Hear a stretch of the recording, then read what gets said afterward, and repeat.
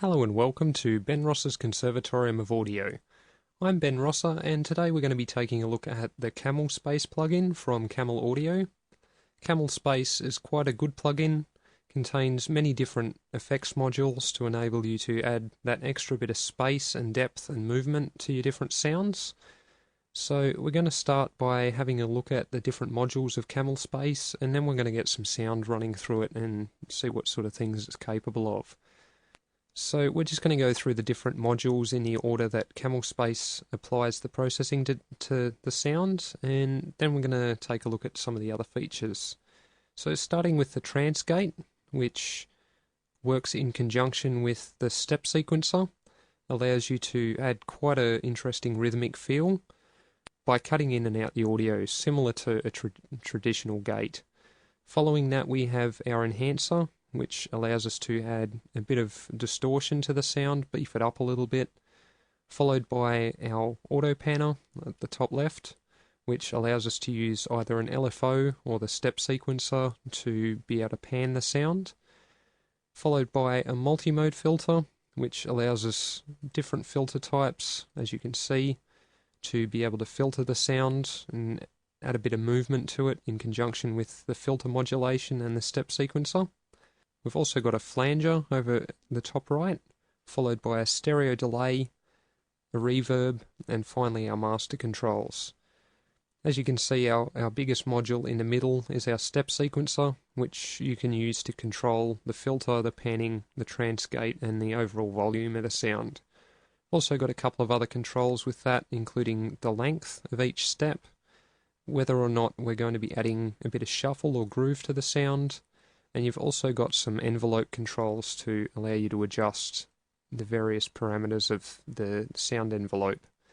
Above that, we've got an XY controller, which is handy to allow us to adjust different controls in CamelSpace. As you can see, we're currently adjusting the multi-mode filter cutoff and the stereo delay mix control. So as we move that little dot around the XY controller, you can see both of those moving.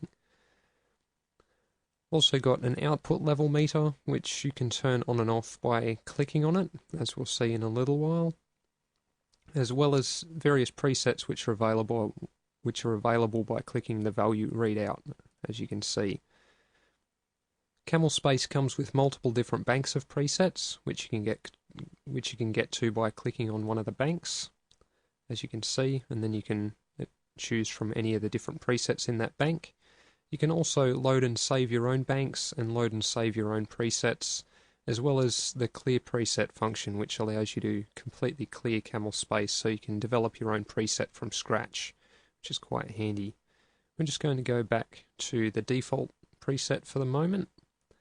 One of the other features I really love about CamelSpace and CamelFat is the randomize button, which allows you to click on the randomize button and get a whole pile of different sounds happening. One of the other handy features is that CamelSpace and CamelFat both come with a special algorithm which always tries to get something useful when you click the randomize button, as opposed to giving you something that's unusable, sounds muddy, or maybe even... So now we'll get a bit of sound happening through it and see what sort of things it can do for us. So we'll start with a bit of an acid bass sound.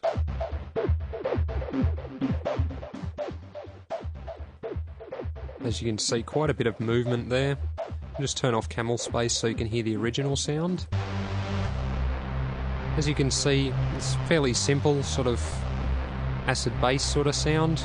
As soon as we apply CamelSpace to it, we get a lot of movement, much more interesting sound than we had previously.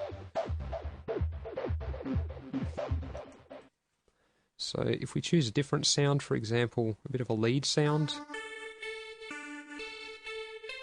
speed that one up a little bit, and then feed that one through CamelSpace.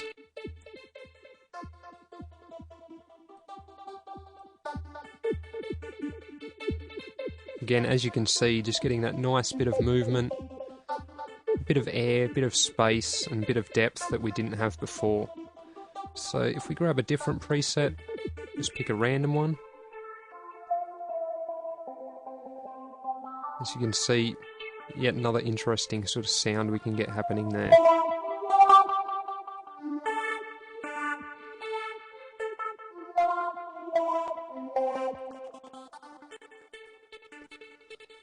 This preset is quite a good example of the trance gate. If we turn the trance gate off, and see the various elements are still having an effect. As soon as we turn that one on, we get that interesting rhythmic feel through the use of the step sequencer.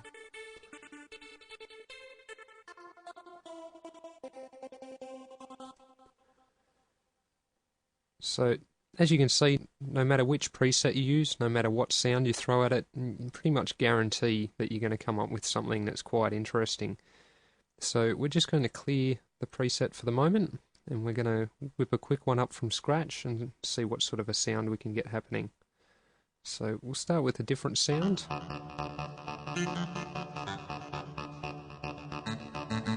Slow that one up a bit.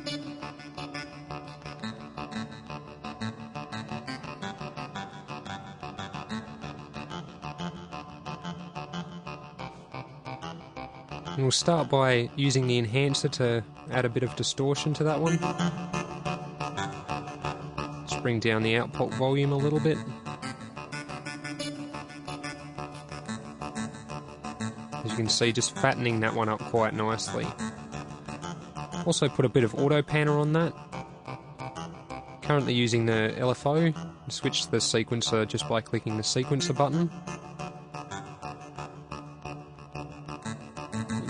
Adjust the rate of that one,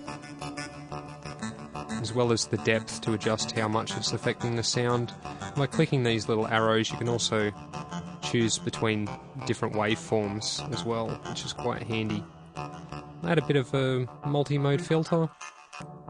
Go for a bit of a notch filter, just to add an extra bit of movement. And to enhance that one a bit more, we'll just turn up the resonance. Again, if we turn on the filter modulation, as you can see, adding quite an interesting sort of bit of movement to the filter there.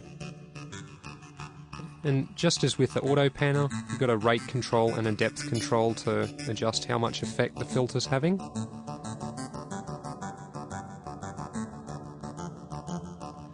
If we go to our step sequencer and turn the filter onto the step sequencer, we can add a bit of a pattern in here.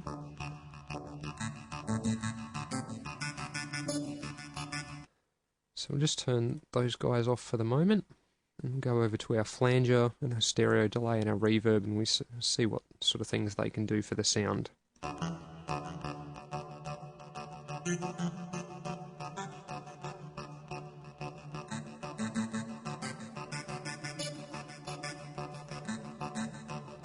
Bit of stereo delay.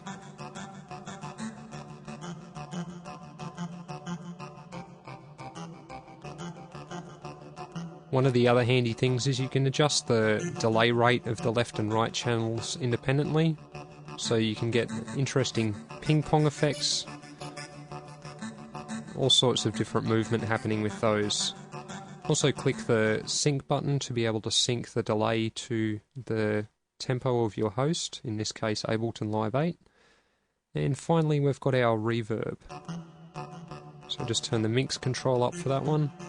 Make it nice and wet so you can hear what it sounds like.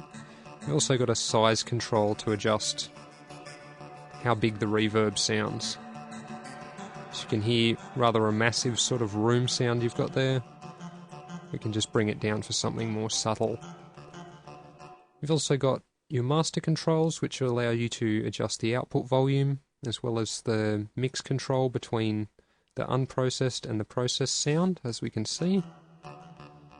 Take it all the way back to the original sound, or we can go all the way to the processed sound that we've got there.